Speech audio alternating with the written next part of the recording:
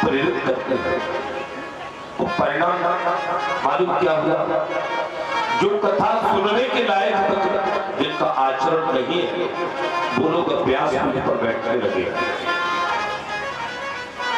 कथा जब शुद्ध परिष्कृत और मर्मज्ञ के द्वारा हुआ करती थी तो उन कथाओं का समाज में प्रभाव पड़ता था। आज अगर कोई गाना गाना सीख गया या कुछ बजाना सीख गया तो वो ऐसा मान लेता है कि अब मुझे कथा करना चाहिए।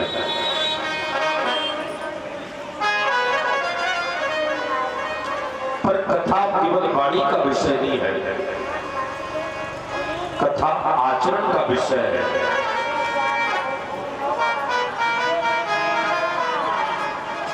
और अब एक बात और होने लगी है, बहुत दूर से वक्ता बुलाए जा रही है तो वक्ता का आचरण पता नहीं होता ये है कैसा।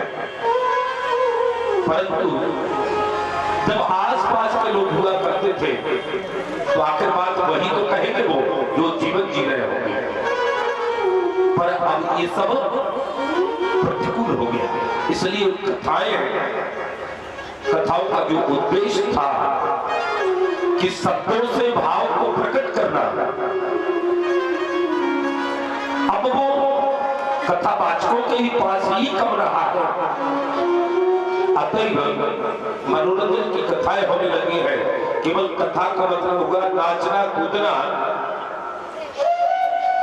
और 7 दिन मनोरंजन करना, 5 दिन और चले गए। कथा का अर्थ ये नहीं है। कथा वो शब्द सुनकर के जीवन में उतरे। अरे एक कोई व्रत जीवन में आए तो मालूम कथा सार्थक हुई। ये किसी की आलोचना नहीं, कथा का प्रभाव होता है। ये उस प्रभाव के बारे में बता रहे हैं। परंतु कथा का प्रभाव समाज पर आए इसलिए इसके लिए उचित कथावाचक होना चाहिए और उचित श्रोता होना चाहिए।